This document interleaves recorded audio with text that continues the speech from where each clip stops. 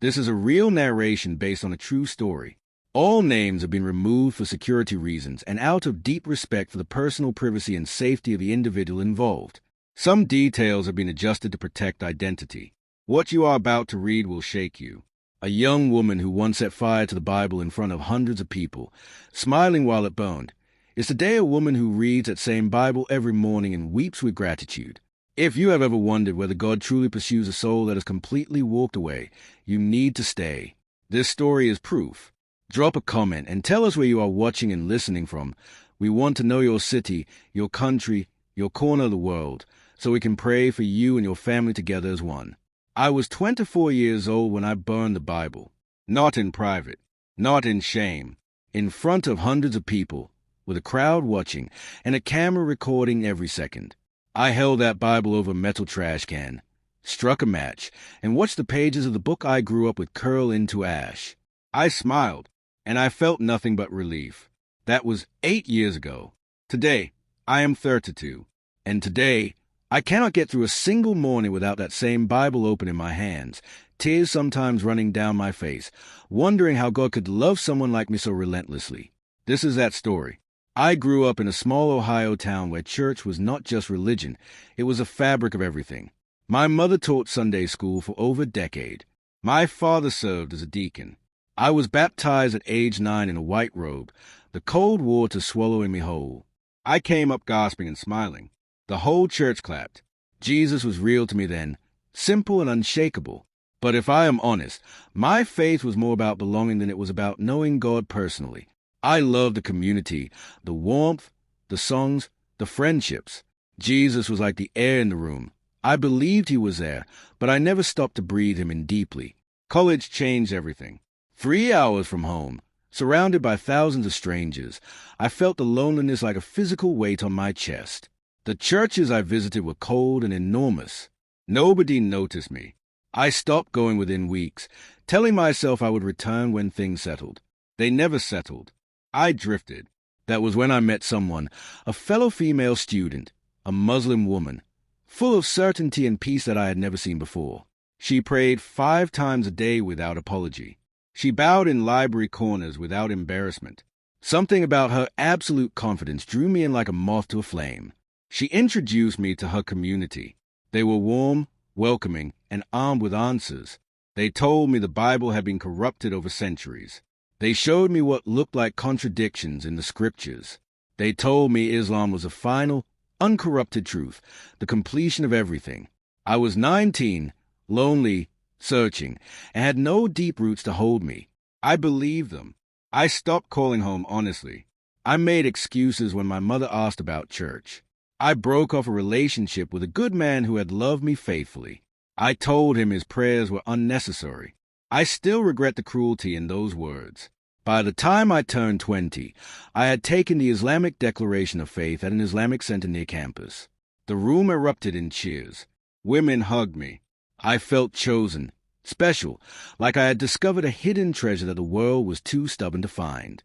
2 months later came the burning. Someone suggested it as a statement of commitment. The idea landed in my heart and felt right. I drove home while my parents were at church, let myself in quietly, took my baptism Bible, my name engraved on the cover in gold, and left before they returned. I could not face them. The night before the event, I held that Bible alone in my room. I opened it and read some verses I had memorized as a child. Something twisted inside me, something that I now believe was the Holy Spirit making one last quiet plea. I silenced it and told myself it was just childhood nostalgia.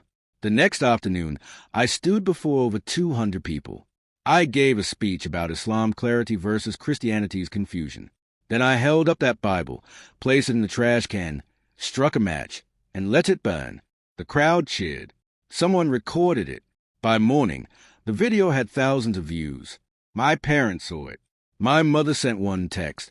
She told me she loved me. My father called and, after a long silence, told me he was disappointed, then said nothing more and ended the call. The silence from them was heavier than any argument could have been. I threw myself deeper into Islam. Arabic classes, 5 daily prayers, full Islamic dress, hijab, then longer bayas, then everything covered. I posted verses and reminders online. I gave talks at other Islamic centers. I became known as a young woman who burned a Bible for Islam, a symbol, a trophy convert, a walking testimony. But behind all of it, something was rotting quietly. I began to see things I had been shielded from during my recruitment. At the mosque, women prayed in a back room behind a partition, watching lectures on a small television screen while the men occupied the main hall. Women organized events, cooked the food, cleaned afterward, but made none of the decisions. I watched wives spoken to dismissively by their husbands in public. I watched a young woman my age, brilliant and sharp, forced to abandon her studies and marry a man she had met only a handful of times, always with family present, never alone. When I quietly asked her if she was happy, she looked at me as though happiness had simply never been part of the question. I sat in on classes where a visiting scholar spoke about the enemies of Islam, Christians and Jews described in terms that made my stomach turn. He spoke about physical struggle, about striking fear into unbelievers, about the glory of dying for the faith. The men around him nodded in agreement. I went home that night and broke apart completely. What followed destroyed me quietly and systematically. I lived in constant fear, not of God's love, but of God's judgment. Islam taught me that paradise must be owned, that even if I did everything right, I could never be certain I had done enough. Every night I went to sleep not knowing whether my deeds would tip the scale. I had nightmares about standing before judgment, the scale moving the wrong way, a darkness closing in beneath me. I would wake up sweating, heart hammering, and pray more prayers, desperately trying to add weight to a scale I could never see. I stopped eating regularly. I lost weight. I stayed in my room with the curtains drawn, Quran open in my lap, crying and asking why I felt so empty when I was doing everything right. I had panic attacks during prayer, forehead pressed to the cold floor, and suddenly I could not breathe. My heart would race. The walls closed in. I would fight the urge to get up and run. But I told no one. How could I? I was the famous convert girl. I was supposed to be the example. I was supposed to be grateful. I began researching in secret, hidden browser windows, cleared history every time. I was terrified because I had learned what happened to women who left Islam. The texts were clear about apostasy. I had heard stories of women who went into hiding, who changed their identities, who could never contact their families again just to stay alive. I had heard of honor killings, women murdered by their own relative for the shame of leaving. The fear was not abstract. It was immediate and cold and very real. And so I read in the dark, in silence, and everything I had been told began to collapse. Then one December night, I slipped into a church, a large building I had walked past 100 times. A candlelight Christmas service was beginning. I sat in the very back pew. Candles, a decorated tree, voices rising softly singing about Emmanuel, God with us. I sat there and felt something I had not felt in over 3 years. Not fear, not the crushing weight of an unpayable debt to a distant God. Something warm, something gentle, something that felt like being recognized after a very long time away. I cried through the entire service without making a sound, and slipped out before it ended, walking back through the cold dark, invisible, terrified of what I was feeling and unable to stop feeling it. That spring, a woman from the Muslim community came to my apartment and asked me directly whether I was leaving Islam. I was so tired of lying. I told her the truth. Within hours, my phone flooded with messages. Some pleaded with me to return. Some were furious, calling me a hypocrite and a traitor. But several, and I will never forget this, were threatening. Women and men alike sent messages quoting texts about what Islamic law prescribed for apostates. One told me I deserved to die. Another said she knew the area where I lived. I sat on my bed, phone in my shaking hands, reading words that told me my life had a price tag attached to my decision. That is the part nobody shows you on the recruitment pamphlets. That is the part that never appears in the university welcome events. The warmth that brought me in had a wall around it, and the wall had spikes pointing inward. I called my mother for the first time in 4 years. She answered on the first ring. I could not speak at first, just sobbed into the phone until words finally came. I told her everything. She wept with me and told me she had prayed for this moment every single day without stopping. My father got on the phone, his voice unsteady, and told me he loved me. He apologized for the day he had hung up on me years before. He told me to come home. He said they would protect me. I packed my apartment, left everything behind, and drove home to Ohio. Walking back into that church the following Sunday was one of the hardest things I have ever done in my life. My hands would not stop trembling. I was certain I would be met with cold stares, whispered judgment, righteous anger. But when my former youth group leader saw me across the lobby, she started running. She held me and kept repeating the same thing over and over.